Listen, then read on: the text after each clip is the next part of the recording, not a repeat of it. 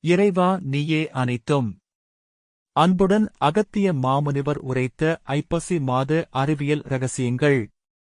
அடியவர்கள் அனைவரும் ஒவ்வொரு வருடமும் ஐப்பசி மாதத்தில் துலா ஸ்நானம் எனப்படும் தாமிரபரணி நதியிலும் காவிரி நதியிலும் நீராடிவிட்டு நவகைலாயங்களையும் நவதிருப்பதிகளையும் நல்முறையாக பக்தியோடு தரிசனங்கள் செய்துவிட்டு குருநாதர் உரைத்த வழியில் சென்று இறையருள் நன்மைகள் பெறுவோம்.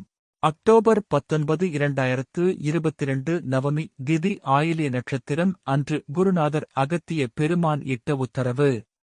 அப்பனே, ஐப்பசி மாதமான இம்மாதத்தில் அனைவரும் என் நதிகளான காவிரியிலும் தாமிரபரணியிலும் நீராடுதலை கட்டாயமாக செய்ய வேண்டும்.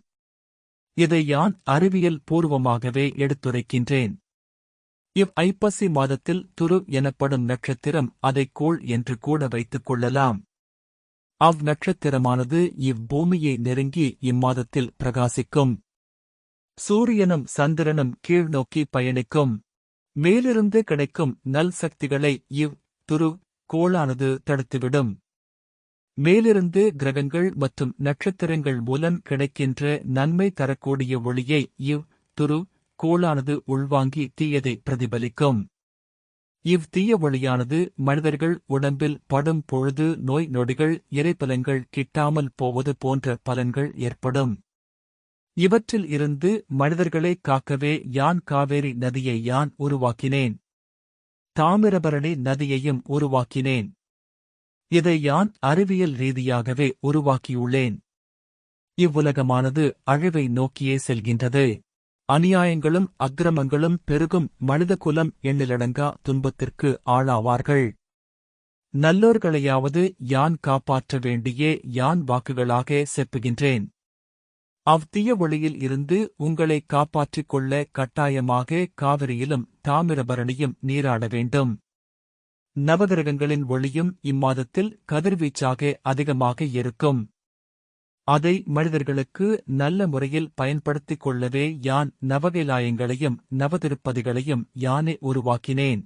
மனிதர்கள் அந்த தீய ஒளியில் இருந்து தப்பித்துக் கொள்ள நவகிரகங்களின் நன்மைகளைப் பெற நதிகளில் நீராடிவிட்டு நவகைலாயங்களையும் நவதிருப்பதிகளையும் நல்முறையாக பக்தியோடு தரிசனம் செய்தால் நன்மைகள் பெருகும். அப்பனே, என்னுடைய நதிகள் ஆன காவிரியிலும் தாமிரபரணியிலும் இம்மாதத்தில் ஈசனும் பெருமாளும் இவையன்றி கூற பிரம்மாவும் நல்முறையாக வந்து நீராடிச் செல்வார்கள். அப்பனே, இம்மாதத்தை இதை சனியவனும் சரியாக பயன்படுத்திக் கொள்வான்.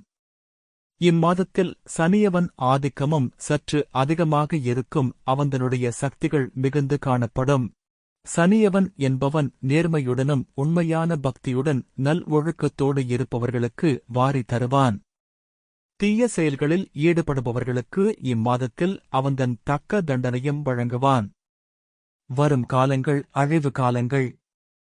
என்னுடைய ஒவ்வொரு வாக்கிற்கும் அறிவியல் பூர்வமாகவே யான் நிரூபித்து உருவாக்கியுள்ள பெருமாளின் நவதிருப்பதிகள் ஈசனின் நவகைலாயங்கள் நல்முறையாக நீராடிவிட்டு சென்று கொண்டே இருந்தால் தப்பித்துக் கொள்ளலாம். அப்பனே, இன்னும் என்னுடைய வாக்கு ஒவ்வொன்றும் அறிவியலோடு சம்பந்தப்படுத்தி அறிவியலும் இறைவனும் எப்படி என்பதை நான் ஒவ்வொரு வாக்குகளாக எடுத்துரைப்பேன். என் பக்தர்கள் இதனை பயன்படுத்தி நன்றாக வாழுங்கள். இவ்வுலகம் அழிவு நிலையை நோக்கி செல்கின்றது. சித்தர்கள் யாங்கள் நல் மனிதர்களையாவது காப்பாற்ற வேண்டியே வாக்குகள் உரைத்துக் கொண்டிருக்கின்றோம். இவ்வுலகத்திற்கு மனிதனாலே மனிதர்களுக்கு அழிவு ஏற்படும் அக்காலம் வந்துவிட்டது. சித்தர்கள் நாங்கள் ஒவ்வொரு ரூபத்திலும் சென்று ஒவ்வொரு மனிதர்களின் மனதை மாற்றி அழிவுகளை தடுத்துக் கொண்டே இருக்கின்றோம். என்னுடைய பக்தர்கள் வாழ வேண்டும். அப்பனே, இன்னும் சூட்சுமமாகவே யான் என்னென்ன அறிந்திருக்கின்றோனோ அவற்றையெல்லாம் இவ்வுலகத்திற்கு அறிவியல் பூர்வமாகவே தெரிவிக்கும் சமயங்கள் வந்துவிட்டது. நல்லோர்கள் வாழட்டும். அப்பனே, அடுத்த வாக்கில் கங்கையைப் பற்றியும் கங்கை நீராடுதலைப் பற்றியும் அறிவியல் ரீதியாகவே எடுத்துரைக்கின்றேன். அப்பனே, ஆசிகள் நலமாக. வாக்கு சுருக்கம். இவ்வாக்கு அகத்தியர் அடியவர் ஒருவர் சுவடி வாசிக்கும் மைந்தன் திரு ஜானகிராமன் ஐயா அவர்களை தொடர்பு கொண்டு நாடி வாசிப்பிற்கு கேட்ட பொழுது குருநாதர் தந்த பொது வாக்கு. என் பக்தர்கள் அனைவரும் இதை கட்டாயம் மேற்கொள்ளுதல் வேண்டும் என்று கூறிவிட்டு இதன் பிறகு வாக்குகள் உரைக்கின்றேன் என்று கூறியிருக்கின்றார். அடியவர்கள் அனைவரும் ஒவ்வொரு வருடமும் ஐப்பசி மாதத்தில் துலா ஸ்நானம் எனப்படும் தாமிரபரணி நதியிலும் காவிரி நதியிலும் நீராடிவிட்டு நவகிலாயங்களையும் நவதிருப்பதிகளையும் நல்முறையாக பக்தியோடு தரிசனங்கள் செய்துவிட்டு குருநாதர் உரைத்த வழியில் சென்று இறையருள் நன்மைகள் பெறுவோம். ஓம் அன்னை ஸ்ரீ லோபாமுத்ரா உடனுரை தந்தை அகத்திய மாமுனிவர் திருவடிகளில் சமர்ப்பணம்.